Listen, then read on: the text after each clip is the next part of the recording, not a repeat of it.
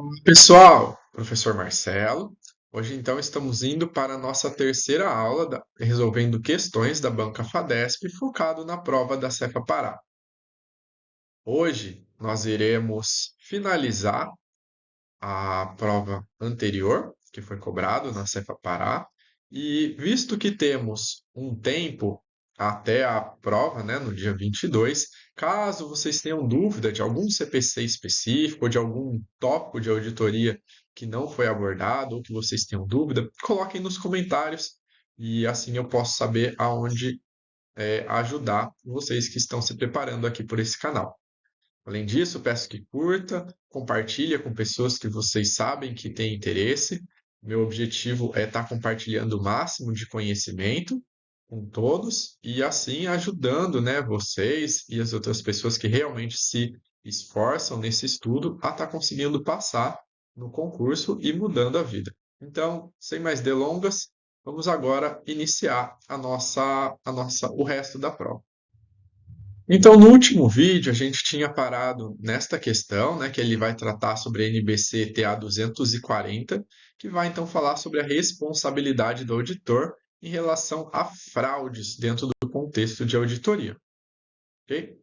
Então, vamos agora para o nosso estudo. Em relação à fraude, é importante destacar que esse não é o principal objetivo do auditor. Mas, quando o auditor estiver avaliando as demonstrações contábeis, né, quando ele encontra uma distorção, ele precisa identificar e entender se essa distorção ela ocorreu por erro ou por fraude. A principal diferença é que o erro é algo não intencional, enquanto a fraude você tem a intenção de ter feito, né, essa distorção dentro da demonstração contábil. O auditor, por mais que ele identifique a fraude, ele não vai estabelecer nada disso de forma jurídica. Isso vai constar no relatório, mas não é iniciado, né, nenhum processo, não é nenhuma afirmação. Tudo isso passa por processos de ampla defesa, né, de contraditório. Então, a identificação do auditor, ainda que ele detecte fraude, ela não é algo formalizado juridicamente. Cabe destacar que a responsabilidade, tanto de prevenção de fraude quanto da detecção de fraude, ela vem da alta governança e da administração. Então, as pessoas que estão internas à entidade, cabe, e principalmente com um poder maior, cabe a elas realizar atividades de prevenção, então, por exemplo, inserir algum controle, quanto também de detectar fraude, ou seja, rever os próprios documentos para ver se ali existe a fraude. Cabe ao auditor o quê? Realizar, então, procedimentos de auditoria, de forma que, com as evidências identificadas nesses procedimentos, ele possa concluir em uma asseguração razoável, que é aquela asseguração mais forte que a gente tem dentro do processo de auditoria, de que as demonstrações contábeis elas não contêm fraude. Então, o auditor ele vai realizar esses procedimentos tanto para identificar erro ou fraude, como aqui eu peguei a escrita da norma contábil que é focada em fraude, ele só parou na fraude, mas ele vai realizar esses procedimentos tanto para erro quanto para fraude. Cabe destacar que o risco de não se detectar uma fraude ele é muito maior do que o risco de não detectar o erro. Isso porque, visto que existe essa intenção quando você está realizando a fraude, você vai tentar eliminar evidências que contradigam, né, que demonstrem o contrário, ou ocultar o documento, fazer mais alguma mudança de forma intencional para não ser visível aquela distorção. Então, por isso que o risco de não detectar uma fraude é maior do que de não detectar o erro. Além disso, o risco de você não detectar uma fraude da administração, ele é maior do que o risco de não detectar a fraude dos empregados. A administração, né, como a gente viu, ela tem responsabilidade tanto por prevenção quanto detecção de fraude. Então, ela pode instituir controles, ela sabe onde estão os controles, ela tem um poder maior de mexer em alguns documentos, né, que vão evidenciar essas distorções e demonstrações contábeis. Então, devido ao poder existente dentro da administração, dentro de toda a empresa, comparado ao empregado, que normalmente ele é mais focado em um ponto, né, da organização, existe um risco muito maior quando essa fraude está lá em cima do que quando está embaixo. E por fim, a capacidade de detectar fraude, ela vai depender então do perpetrador, né, da expertise que ele vai ter. Então, quanto maior a expertise, mais difícil de detectar fraude. A frequência dessa fraude, então, quanto mais vezes você fazer, é mais difícil esconder. a extensão da manipulação, então, quanto na cadeia, né, de valor ele acabou precisando mexer para esconder essa fraude, o grau de conluio, ou seja, quantas pessoas estão envolvidas, a dimensão dos valores individuais. Então, quanto maior o valor que foi alterado, maior a chance dele ter uma materialidade que é mais fácil de identificar. Então, vão ser valores mais relativos, né, valores maiores, e, portanto, pode facilitar você detectar essa fraude, enquanto valores menores seria um pouco mais difícil. E também a posição dos indivíduos, conforme a gente detectou lá, é feito pela administração, né, existe uma dificuldade maior do que dos empregados. Então, o que a gente tem? A gente tem diversos pontos que podem facilitar ou dificultar a identificação da fraude, mas nenhuma fala sobre competência do auditor, e sim sobre a ação executada da pessoa que está realizando a fraude. Por conta, então, da existência da possibilidade de ter fraude, durante toda a auditoria, o ceticismo profissional ele precisa ser mantido durante todo o tempo da execução. Então, é no ceticismo que a gente vai, normalmente, quando avalia duas evidências, ver se elas não se contradizem, de quando existe alguma dúvida sobre a veracidade da informação, a gente realizar procedimentos adicionais. Então, o ceticismo ele é uma importante característica durante a detecção da fraude. Além disso, pode ser utilizado para você saber o grau, né, de desconfiança que você vai ter dos documentos apresentados, você leva em conta experiências passadas. Porém, por mais que a entidade tenha sido muito honesta, né, em experiências passadas, que todos os documentos nunca tiveram apresentado nenhum desvio, isso não tira a responsabilidade de, durante a execução atual da auditoria, de você não manter esse ceticismo, de você continuar tentando identificar, né, se nas informações apresentadas houve algo que possa te demonstrar que tem fraude. Então, você não vai olhando com cara de fraude, mas você precisa ficar atento para a fraude. Como eu disse, né, todos os documentos, então, inicialmente, eles são aceitos como legítimos. A gente só vai conversar e ir para uma visão de fraude quando, durante a análise, a gente tem alguma informação que leve a crer que ele não é legítimo, que ele não é coerente, que ele não está de forma correta. É importante, né, durante o auditor, né, indagar a auditoria interna. Então, as entidades elas têm auditorias internas que elas vão verificar a unidade sobre suspeitas e os riscos de fraude. Então, pessoas com maior conhecimento, né, além da administração, da alta governança, pessoas também da auditoria interna vão ter conhecimento sobre suspeitas de risco. Então, ele é mais um ponto de controle que o auditor pode usar. Aí temos que, exceto, né, nos casos que a alta governança estiver envolvida com a administração, ela também precisa ser ouvida para informar como a realização da supervisão dos processos para identificar fraude e se há suspeita de fraude. Então, a menos que pessoas da administração, né, façam parte da alta governança, a gente precisa ouvir a alta governança sobre como que eles supervisionam os processos, né, de identificar fraude e se eles também conhecem ou ouvem falar sobre alguma suspeita de fraude. Então, aqui nós temos a auditoria interna para conversar, a alta governança, exceto caso ela esteja envolvida com a administração. Além disso, quando o auditor, então, ele identifica uma fraude e ele for incapaz de continuar o trabalho, ou seja, essa fraude é tão grande e você não vai ter evidências, né, de conseguir realmente comprovar se isso é fraude ou não, então ele fica incapaz de continuar o trabalho, o que ele deve fazer? Ele deve determinar responsabilidades profissionais, né, podendo ser cabido a comunicação a quem contratou, então para autoridades reguladoras, então ele vai informar para as pessoas, né, que ele não consegue continuar o trabalho.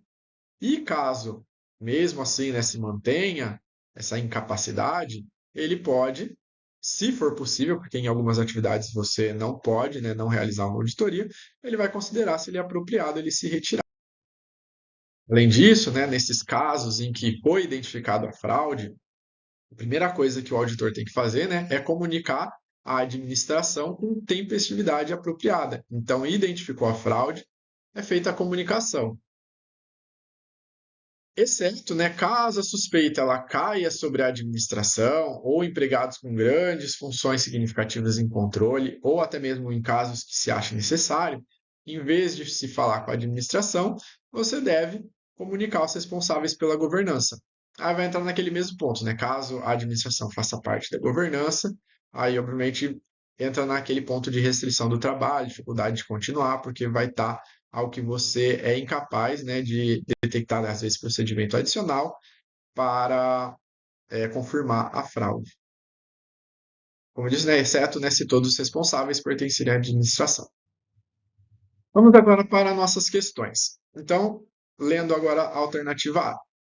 O auditor deve implementar controles internos com o objetivo de minimizar as oportunidades de ocorrência dos efeitos de fraudes da empresa auditada. Então, a implementação de um controle interno, ela é uma atividade de prevenção do risco, né, de fraude. Então, quem é responsável por realizar a prevenção, ou seja, de controlar a entidade, é a alta governança e a administração, não é a atividade do auditor. Então, letra A está errada. Na letra B, o auditor ele deve receber treinamento para ser especialista na verificação de autenticidade de documentos. Então, de novo, o objetivo do auditor não é ele ser a pessoa mais capaz de detectar fraude, de ver se algo é ilegítimo. A gente entende que, inicialmente, os documentos são aceitos como legítimos. Então, ele não é o especialista em verificar a autenticidade. Então, letra B também encontra-se errada. Letra C. Na execução dos procedimentos de auditoria, o risco de o auditor não detectar uma distorção relevante decorrente de fraude da administração é maior do que no caso da fraude cometida por empregados. Então, aqui a letra C está correta. Quanto maior o poder, né, da pessoa, então estando dentro da administração, ela pode mexer, né, em mais documentos e, por isso, esse risco ele é maior quando é da administração do que quando é por empregados. Letra D. O auditor detecta uma fraude por meio de suas habilidades em pensar como um perpetrador na frequência e a extensão da manipulação, a dimensão relativa dos valores individuais manipulados. Então, ele usou alguma daquelas dos quesitos, né, de que fazem serem mais difíceis ou não a detecção de fraude. Porém, é a execução disso, né, pelo perpetrador, ou seja, a pessoa que realizou a fraude. Então, é a habilidade dele que vai fazer com que fique mais difícil ou não de você detectar fraude, e não pela habilidade do auditor em pensar como perpetrador. Então, ele destoou um pouco e por isso a questão ela está errada. A letra E. Os procedimentos de auditoria são tão eficazes na detecção de erros quanto na detecção de fraude. Aqui não. A gente tem que a detecção de fraude ela é mais difícil do que na detecção de erro, porque como a entidade ela consegue manipular alguns documentos quando ela vai estar fraudando, nem sempre os procedimentos eles vão ter a mesma eficácia. Tanto que, às vezes, em casos de fraude, você vai precisar realizar procedimentos adicionais e verificar se esses procedimentos adicionais vão conseguir eliminar essa já tentativa de fraude da empresa, porque senão nem vai adiantar esse procedimento adicional. Você vai ver se precisa de outra alternativa, ou até mesmo se vai ser impossível de continuar, né, com isso. Você não vai ter a asseguração razoável, vai ter uma asseguração limitada, até mesmo uma isenção de opinião, dependendo de quanto essa distorção tiver dentro da entidade. Nessa nossa próxima questão, nós vamos falar sobre transações com partes relacionadas. Dentro de partes relacionadas, a gente já vai fazer aqui direto a questão. Normalmente, boa parte dos princípios que nós vimos nas aulas anteriores, eles já são o suficiente para a gente entender o funcionamento com parte relacionada. Agora, o que seria então essa transação com parte relacionada? De forma assim resumida, né, a principal atividade de transação com parte relacionada nada mais é do que a compra e venda de terceiros, seja de alguma mercadoria, algum objeto, uma consultoria. Então, vão ser pessoas, normalmente jurídicas, onde você vai ter algum contrato, alguma relação, alguma transação.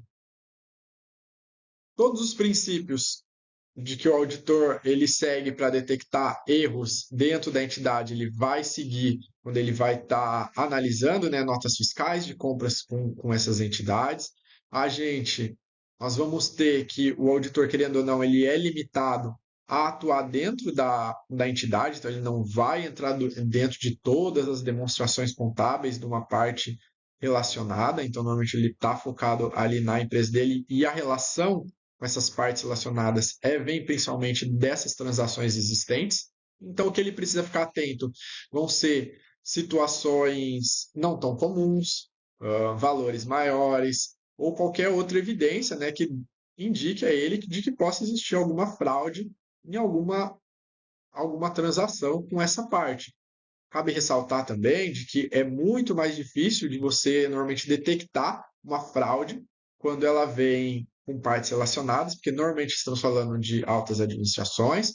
Você tem também procedimentos adicionais extras, como confirmações externas, que não vão ser possíveis, né, de confirmar uma, uma fraude, porque a outra entidade ela vai estar também atuando de forma fraudulenta.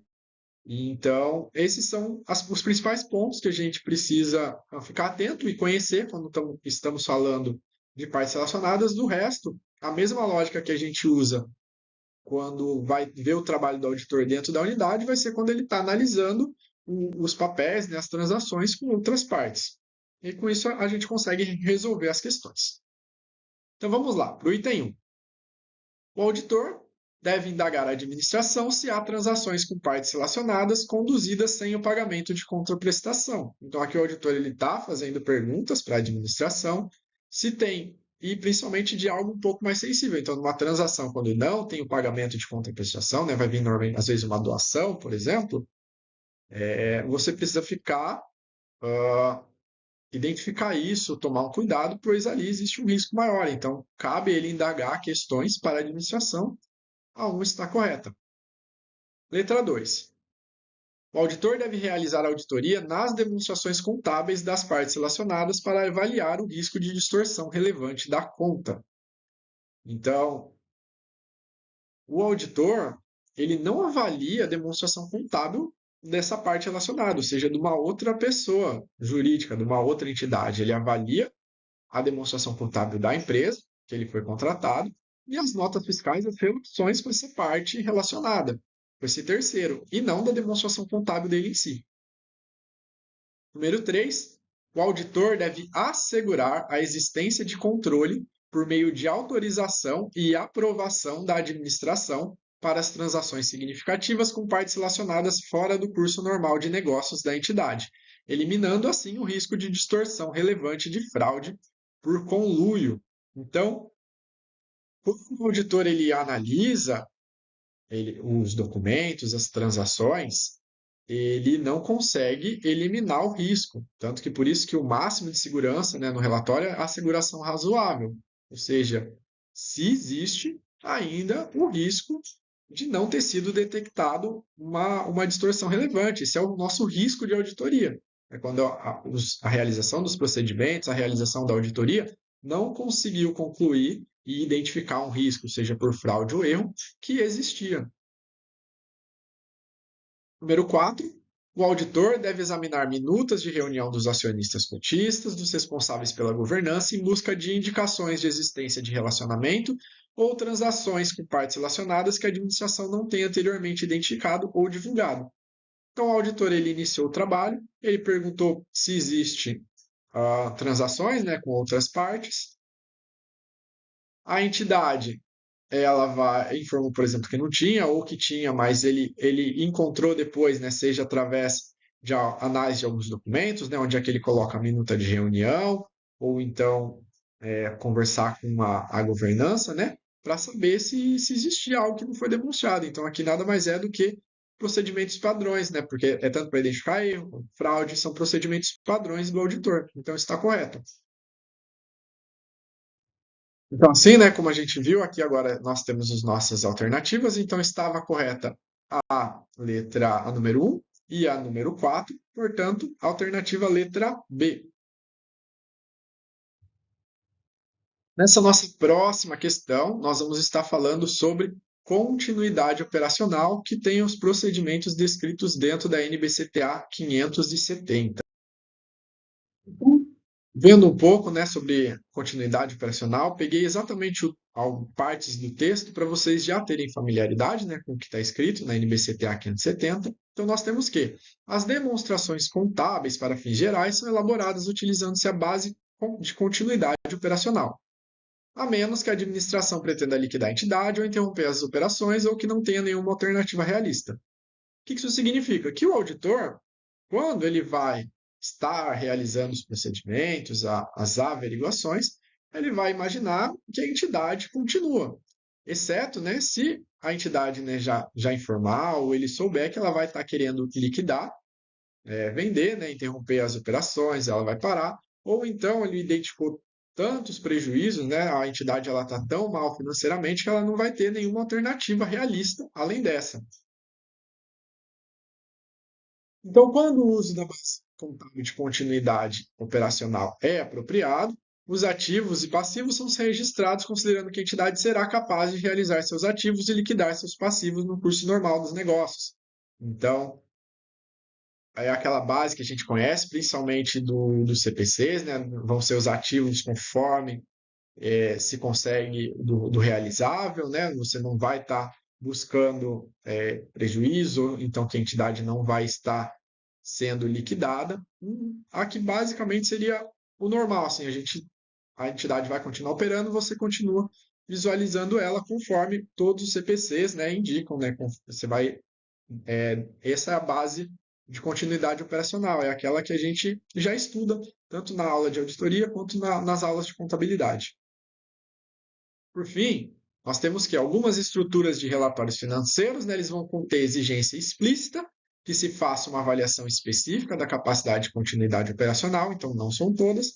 Como ele fala aqui, em outras estruturas pode não haver essas exigências explícitas para que a administração faça uma avaliação específica sobre a continuidade operacional. Então, essa avaliação, ela pode ser que necessite ou não, caso a entidade esteja ocorrendo tudo na conformidade.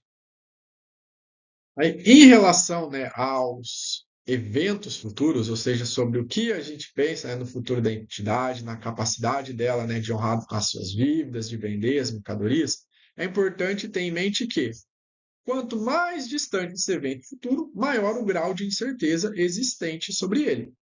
Além disso, tanto o tamanho quanto complexidade, natureza e fatores externos vão impactar o julgamento sobre os eventos futuros.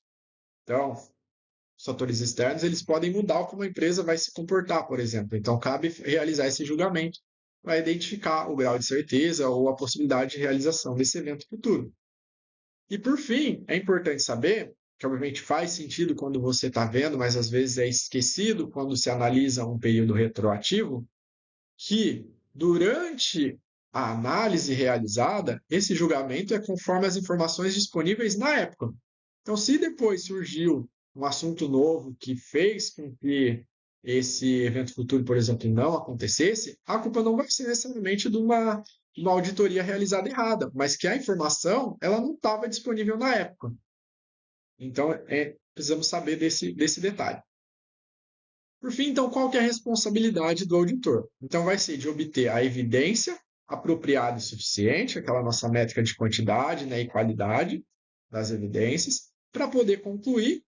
Dessa vez a gente está falando sobre continuidade operacional, ou seja, de que não existe nenhum indicativo, né, de que ela não vai conseguir continuar as suas atividades, para saber, né, como eu disse, se existe uma incerteza, né, significativa sobre a capacidade de continuidade operacional. Porque caso ele identifique que não existe essa capacidade, nós vamos entrar lá naquele ponto onde ele não vê nenhuma possibilidade, além do que ela se liquidar ou interromper as operações. E aí vai mudar a base contábil utilizada. É importante, então, a gente destacar que quem faz a avaliação, né, sobre a capacidade de continuidade operacional é a administração. E isso ele é fundamental na avaliação do auditor para poder usar. Então, nos casos em que se realiza nessa atividade, como a gente viu, nem todo caso eu preciso estar fazendo essa avaliação, mas nos casos realizados, a quem pertence a responsabilidade de elaborar é para a administração. Também não é responsabilidade do auditor ele corrigir a falta de análise dessa administração. Ele vai utilizar ela, mas não é responsabilidade dele de fazer essa correção.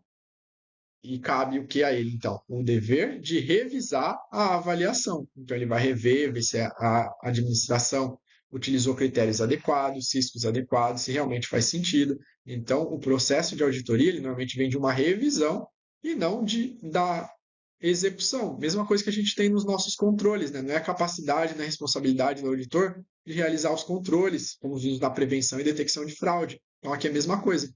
Elaboração e noção sobre a capacidade de continuidade operacional é dever da administração. O auditor vem principalmente no papel de revisão e verificação se está tudo apresentado conforme, em forma adequada. Por fim, temos que muitas das estruturas de relatórios financeiros que exigem uma avaliação explícita e especificam para qual período a administração deve levar em consideração as informações disponíveis. Por exemplo, a NBC-TG 26, né, define esse período em não menos, mas não limitado a 12 meses da data do balanço. Então, o que a gente precisa saber é que, dentro dessa atividade, né, de analisar a capacidade de continuidade operacional, quando ela é obrigada a fazer e quando ela realiza, você precisa considerar um período não menor que 12 meses. Esse período pode ser maior, mas não menor do que 12 meses da data do balanço. Com todas essas informações, vamos voltar aqui para a nossa questão e ler as alternativas. Então, letra A, o auditor deve obter evidência de auditoria sobre o adequado uso pela administração da matriz de risco contábil de incerteza de continuidade operacional na elaboração das demonstrações contábeis. Então, aqui ele colocou essa matriz de risco contábil, né, que não é algo que está disposto nos nossos normativos, então ele fugiu. A letra A está errada. A letra B, o auditor deve estar atento à evidência de condições que possam levantar dúvida significativa quanto à capacidade de continuidade operacional da entidade, tais como. Então, só antes da gente entrar, ele está dizendo que o auditor ele precisa saber se a entidade realmente vai ter essa capacidade de continuar. Até aí está certo, porque, como a gente viu, né, caso a entidade não informe, mas o auditor ele identifique de que ele não tem outra opção, né, devido às condições levantadas de que a empresa ou ela vai ter que acabar sendo liquidada ou interromper as operações, ele precisa fazer essa análise. Então, quais são os documentos que ele vai estar utilizando? Então, utilização excessiva de empréstimos de curto prazo para financiar ativos de longo prazo.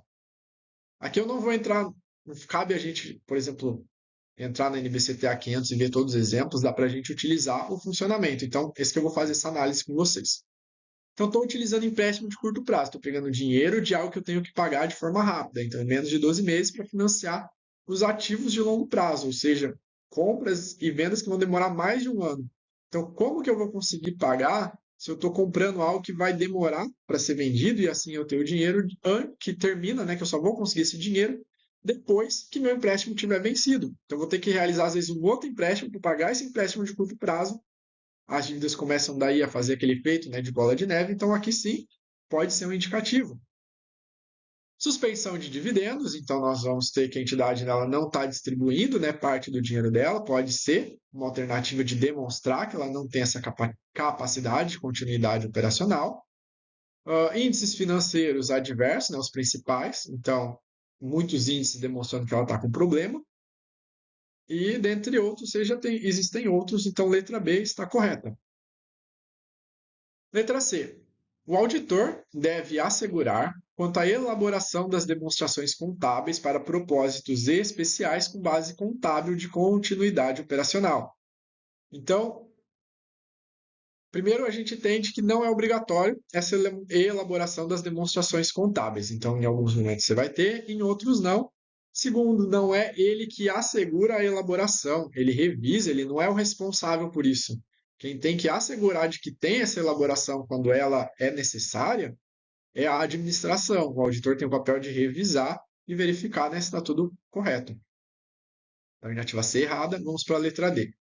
O auditor que concluir pela ausência de incerteza significativa quanto à capacidade de continuidade operacional das demonstrações pode dar garantia quanto à capacidade de continuidade. Então, caso, né, ele fala que não tem nada que vai fazer com que ela não demonstre, ele dá garantia. Então, primeiro, a gente já tem o erro que o auditor não dá garantia de nada. E o segundo, é só para a gente lembrar, as informações, né, elas são as informações que ele tinha na época. Pode ser que durante esse período aconteceu algo que fez com que a entidade, por exemplo, acabe tendo que falir ou acabe recebendo alguma oferta que ela quer se vender, né? Ela vai liquidar os seus ativos. Então, não existe essa garantia pelo auditor de nenhuma maneira, nem pela nossa responsabilidade, que normalmente é sempre de uma segurança razoável, e nem porque existem fatores externos durante o futuro. É uma incerteza ao futuro. Letra E. O auditor ele não precisa incluir em seu escopo de trabalho a avaliação elaborada pela administração sobre a capacidade de continuidade, a menos que a entidade apresente prejuízos recorrentes e esteja propensa a solicitar recuperação judicial. Então, quando a entidade ela realiza, né, ela tem essa avaliação de capacidade operacional, isso entra no relatório. Então, aqui é um ponto importante para a gente saber. A letra B é a nossa alternativa correta. Nas nossas próximas questões da Cefa Pará, elas envolvem, como vocês vão ver, conceitos de contabilidade. Visto que o foco da nossa aula aqui é de auditoria, eu irei passar de forma rápida, né, a resposta, né, para que vocês que estejam acompanhando pelo canal, né, vejam a prova inteira da Cefa Pará. Como eu disse, se você anteriormente, né, no vídeo, né, se vocês tiverem alguma dúvida específica, né, em algum CPC que vocês não encontraram em algum outro vídeo no YouTube, seja porque está difícil de entender ou por não ter, coloca nos comentários que eu posso tentar, né, fazer a respeito, né, se tiver muita demanda, obviamente que não vamos conseguir realizar todas, mas tentar auxiliar ao máximo. Então coloquem nos comentários, mas aqui para essa nossa realização de prova, como ela entrou em questões de contabilidade e que já são nada assim tão específico, né? Então, por exemplo, aqui nós estamos falando sobre fatos, né, financeiros, então vai ter, por exemplo, lançamento de débitos, de créditos, vai querer saber como é que vai ficar a demonstração contábil, então são atividades que vocês já deveriam estar estudando, né, e já devem ter conhecimento dentro de contabilidade, não vai ser o nosso foco aqui da nossa aula de auditoria, tá bom? Então deixa eu passar as respostas para você. Então nesta aqui, né, depois de todas as transações apresentadas anteriormente, a resposta ficou com a letra B. Depois, quando, então, identificação de erro, aqui nós estamos falando aí de contabilidade, né? Cálculo errado de um passivo contingente, não contabilização de IOF, falta de avaliação.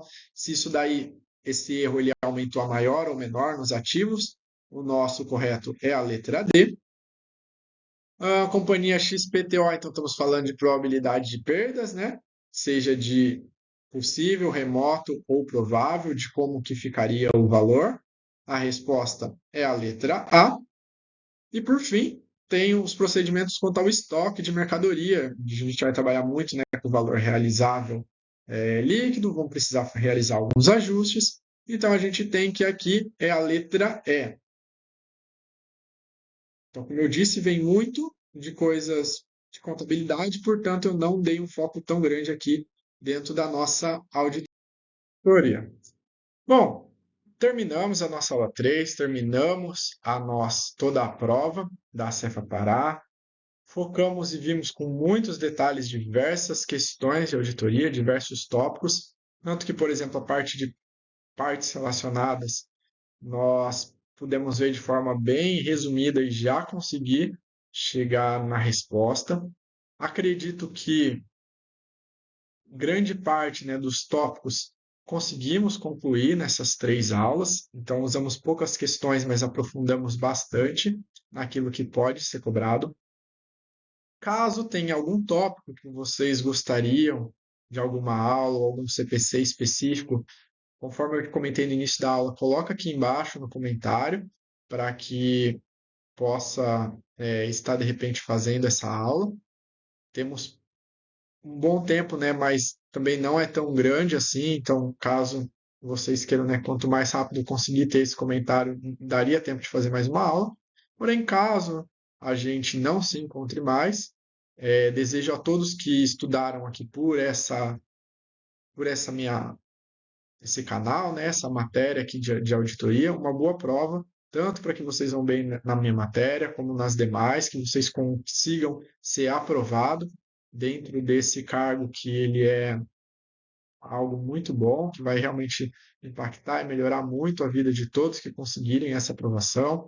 Os que não forem, não desistam, com luta e com muito estudo que a gente consegue alcançar um cargo desses de muito sonho, que realmente altera a realidade de muitas pessoas. Então, boa sorte para todos. Qualquer coisa, podem contar comigo para outras provas ou no que precisar para dar certo a parar. Obrigado.